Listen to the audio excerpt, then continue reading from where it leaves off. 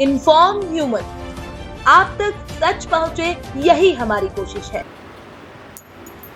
Inform human में आप सभी दर्शकों का बहुत स्वागत है। हमारा स्पेशल एपिसोड स्वयं सिद्ध और स्वयं सिद्धा।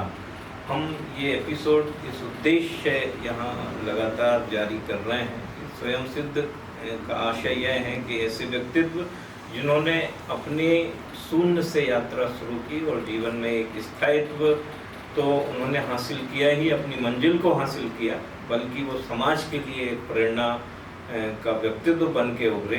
ऐसी ही एक शख्सियत जिन्हें शहर में निगम सर के नाम से जाना जाता है। आपका बहुत स्वागत है। नमस्कार। और लगभग 20-22 साल सर आपको हो गए शिक्षा के क्षेत्र में। जी हाँ। और इस पूरी जो यात्रा है इसमें एक आपने एक शहर में एक पहचान कायम की है। लोग आपको आपके फेस से आपको पहचानते हैं।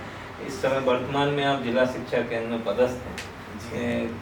आपने प्रारंभ से ही कुछ हम बचपन की बातें कर लेते हैं, फिर हम और आगे बढ़ेंगे।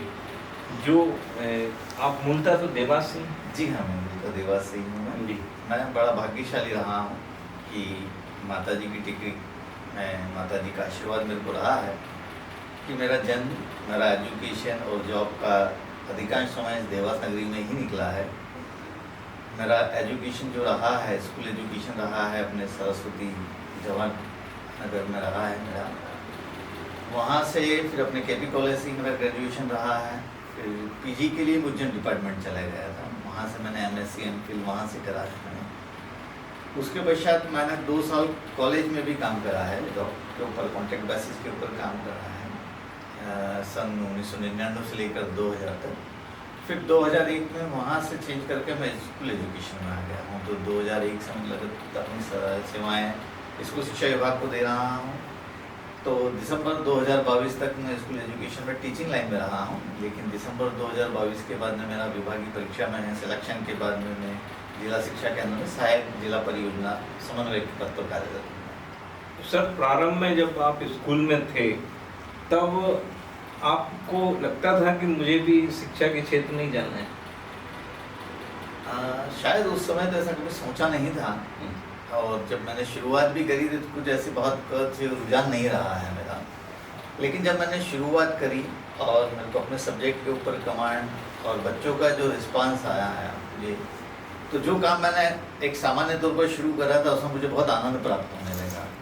मुझे कई लोगों ने बीच में राय भी दी कि अभी आप समय है, दूसरी एग्ज़ाम दे सकते हैं, दूसरी फील्ड में जा सकते हैं। लेकिन मुझे एजुकेशन में बहुत आनंद आने लगा। बच्चों को पढ़ाना, उनसे संपर्क, जीवन संपर्क में रहना। फिर चूँकि मेरा सब्जेक्ट भी फिजिक्स था तो फिजिक्स का भी गहन अध्ययन मेरा चल रहा था। साथ में उस समय मैं कुछ पीएचडी पर भी काम कर रहा था, कुछ रिसर्च पर भी काम कर रहा था। तो मुझे फिजिक्स में बहुत ज़्यादा आनंद था।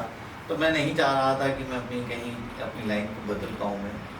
और ईश्वर के आशीर्वाद से ऐसे ही रहा कि मैंने अपने एजुकेशन को ही आगे बढ़ाया। इसलिए मैं अपना भविष्य को तलाशा हूँ। ऐसे कौन से दौर आपको याद आते हैं कि इस पूरी यात्रा में, अभी तक की यात्रा में, वो जो समय रहा वो बहुत अच्छा समय था बच्चों के बीच का? बिल्कुल एक समय रहा है। मैं 2009 से लेकर 2018 तक मैं अपने उत्कृष्ट विद्यालय देवास में काम करा है मैंने। उत्कृष्ट विद्यालय देवास का जाना माना नाम है, जिसने अपने एजुकेशन में बहुत अच्छे अच्छे परिणाम दिए हैं। तो जब मैंने यहाँ पर काम करा उसी बीच में बहुत अच्छे परिणाम रहे। हर साल राज्य की मेरिट सूची में बच्चों ने स्थान प्राप्त करे हैं। लगातार मेरे कई स्टूडेंट्स रहे हैं जो मेरिट में आते रहे। साथ ही उसी समय बीच में यहाँ पर एक इंस्पायर्ड अवार्ड जो केंद्र की योजना है, इंस्पायर्ड अवार्ड की जब बच्चों का सिलेक्शन हुआ, हम लोगों ने उन प्रोजेक्ट्स के ऊपर काम करना शुरू करा। हमने कई प्रोजेक्ट्स बनाए जिसको कई बार अलग अलग स्तर पर सराहा गया है। जो मेरे द्वारा और मेरे बच्चों द्वारा प्रोजेक्ट बनाए गए थे मेरे मार्गदर्शन में, वो अपने राष्ट्रीय स्तर तक, दिल्ली तक भी गए हैं। 1-2 बार ऐसे मौके आए कि 2 प्रोजेक्ट ऐसे रेलवे के ऊपर बनाए थे, जिसको यहाँ पर मंत्री महोदय जब शिक्षा मंत्री थे वो आए, उन्होंने उसको सराहा। उसको रेलवे विभाग को भी पहुँचाने के लिए कहा गया था, रेलवे विभाग को भी पहुँचाया गया था, जिससे काफ़ी सराहना प्राप्त हुई थी। कई और ऐसे प्रोजेक्ट आपके प्लान में हैं कि जिनको करना है, अभी ये भी रह गया है इसको करना है, ऐसा कुछ ड्रीम्स रहा होगा? बिल्कुल, एक एजुकेशन मेरा एक ड्रीम है जो मतलब अभी मैं चाहता हूँ कि थोड़ी सी मैं कहीं कभी देखता हूँ, चूँकि उसी विभाग से मैं ही जुड़ा हुआ हूँ, कि आजकल सिर्फ पढ़ाई हम किताबों तक समेट कर रह गए हैं। जो हम सामाजिक पतन और अन्य चीज़ें हम देखते हैं, तो एजुकेशन में मैं ये मानकर चलता हूँ कि समाज में इस किताबी ज्ञान के साथ साथ हमें नैतिकता और संस्कारों का भी ज्ञान देना बहुत ज़रूरी होता है। तो ये मान के चलता हूँ कि ऐसा एजुकेशन सिस्टम फॉर्म करना चाहिए हमें कि जहाँ पर ये नए वैज्ञानिक तथ्य और ये चीज़ें तो पढ़ाई ही जाए, साथ ही साथ में ह्यूमैनिटी, मानवता, अपने संस्कार और नैतिकता का भी बराबरी रूप से उन्हें ज्ञान दिया जाए। ये कैसे संभव हो पाएगा? क्या इसके लिए कैसे ये होगा कि ये संस्कार की बात हो, नैतिकता की बात हो, मानव धर्म की बात हो, इसके लिए किस तरह के बदलाव आपको लगता है लाना पड़ेगा? देखिए, इसके बदलाव के लिए सबसे मुख्य घटक होता है हमारे पास में शिक्षक ही। कि सारा जो आपके पास में नॉलेज को डिलीवर करने वाला शिक्षक ही होता है। तो हमें शिक्षकों की एक ऐसी कार्यशाला आयोजित की जानी चाहिए कि जिसमें हम बैठकर शिक्षकों को इस तरह का चिंतन करना चाहिए कि हम जो एजुकेशन दे रहे हैं क्या वो पर्याप्त है, हमें इसे किस तरफ मोड़ना चाहिए, हमें किस दिशा में आगे बढ़ना चाहिए।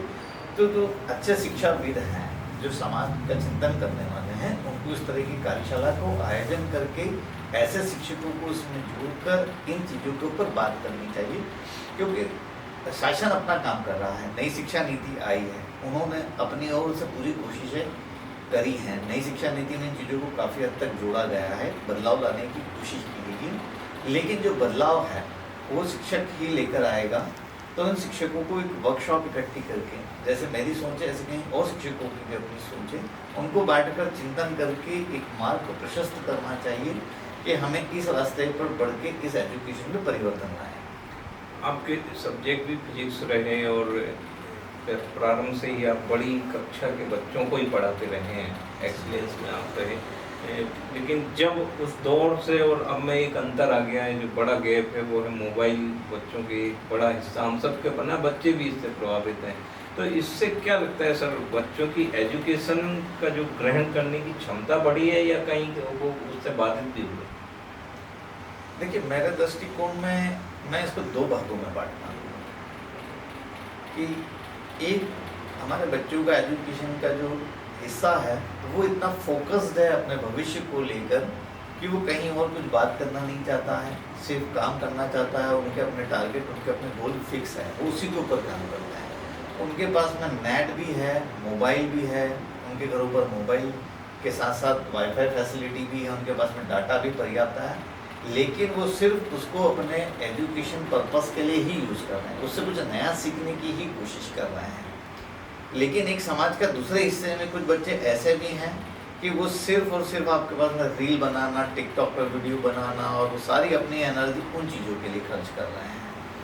तो शायद कहीं न कहीं वही फ़र्क आ रहा है कि दोनों को मार्गदर्शन में अंतर है कि हम उन बच्चों को मार्गदर्शन दें कि जो वो समय अपना व्यस्त कर रहे हैं रील बनाने और इसमें, शायद वो ये रील देखने और इन चीज़ों को समय और डाटा व्यस्त कर रहे हैं, जो उसको वो एजुकेशन पर्पस से करें तो ज़्यादा बेहतर होगा। सर, अभी आपके पहले एक इंटरव्यू चल रहा था, संगीता सोनी मैडम थी जिनसे इन विषयों पर ही बात हो रही थी। उन्होंने इन विषयों को भी छेड़ा जो आप बात कर रहे हैं। उन्होंने बच्चों की शिक्षा को लेकर भी एक बात कही थी। ये आपकी 20-22 साल की एक लंबी यात्रा में आपको भी ऐसा गैप दिखता है कि बच्चियाँ अभी भी कुछ जागरूक कम हैं, पेरेंट्स भी इस मामले में थोड़े कमज़ोर हैं? जी हाँ सर, हमारा समाज बहुत, एक हिस्सा तो बहुत आगे की तरफ बढ़ गया है, लेकिन समाज में अभी भी बालिकाओं की शिक्षा को लेके गैप नज़र आता है। क्योंकि मैं सरकारी एजुकेशन से जुड़ा हुआ हूँ, कहीं विद्यालयों में दिखता हूँ मैं, है ना। अभी मैंने बीच में 1-2 साल मैंने एक छोटे से ग्रामीण स्कूल में भी रहा हूँ मैं, और अभी जैसे देवास जिले में पदस्थ हूँ तो पूरे देवास जिले में भी भ्रमण करना होता है मुझे। तो हमारे मुख्य तौर पर अगर हम देखें, हमारे सरकारी स्कूलों में अगर आप डाटा को कंपेयर करें तो हमारे 70% लगभग बालिकाएँ हैं और 30% बालक होते हैं, जबकि सामान्य तौर पर यह अनुपात हमारा 50-50 का होना चाहिए। तो कहीं हमारे समाज में आज भी ये है कि अगर हम प्राइवेट स्कूल में अगर पढ़ाना है, रुपया खर्चा करना, तो हमारे बच्चे को वहाँ भेज देंगे, और बालिका है तो गांव में कोई सरकारी स्कूल है तो यहाँ चली जाएगी। और अगर वो सरकारी स्कूल वहाँ पर 8वीं तक है तो बालिकाओं की पढ़ाई 8वीं तक रुक जाती है, तो 10वीं तक है तो 10वीं तक रुक जाती है, वो आगे उसको भेजना पसंद नहीं करते हैं। तो ये थोड़ा सा आज भी बालिकाओं और शिक्षा में अंतर है, थोड़ा इसके ऊपर हमें समाज में काम करने की आवश्यकता है। एक युवा अनुभवी शिक्षक होने के नाते हमारे मंच से हमारे दर्शकों को शिक्षा का क्या महत्व है, एक संदेश आपकी तरफ से जाना। शिक्षा वो चीज़ है जो आपकी पूरे व्यक्तित्व को परिवर्तन करती है। जैसे आपने सुना भी होगा कि एक बालक पढ़ता है तो वो अपना जीवन परिवर्तित करता है, और एक अगर बालिका पढ़ लेती है तो पूरे परिवार का परिवर्तन कर सकती है। तो हमें वो परिवर्तन लाना है। हमने देखा है, इतिहास पढ़ा है कि हम पहले कहाँ थे और आज कहाँ हैं। आपने भी अनुभव करा हो कि हम 10-20 सालों में हमारे पास में क्रांतिकारी परिवर्तन आया है हमारे पास में। तो ये सारा एजुकेशन से ही संभव हो पाया है। अगर कोई परिवार अपने परिवार में परिवर्तन चाहता है कि मैं प्रोग्रेस करूं, उन्नति करूं, तो उसके लिए सबसे बड़ी एक ही चीज़, एक ही वरदान है आपके पास में शिक्षा। कि अगर उसके घर में से किसी ने एक ने सही शिक्षा प्राप्त कर ली तो वो उस परिवार का परिवर्तन करना भी संभव है। तो निगम सर से हमने बातचीत की स्वयं सिद्ध के इस एपिसोड में। सर ने हमें बताया कि जीवन में शिक्षा का कितना महत्व है, मोबाइल के दौर में किस तरह की विसंगतियां हैं जिन्हें दूर करना है, और एक बड़ा प्रोजेक्ट आपके ड्रीम्स में है कि नैतिकता, संस्कार और जो मानव धर्म की जो बातें हैं वो भी एजुकेशन में शामिल हों, प्राथमिकता से शामिल हों। इन तमाम विषयों पर बातचीत हुई। भविष्य में फिर हम सर के पास बैठेंगे और इन सब विषयों पर विस्तार से बातचीत करेंगे। आज आपने हमें समय दिया, बहुत धन्यवाद। धन्यवाद।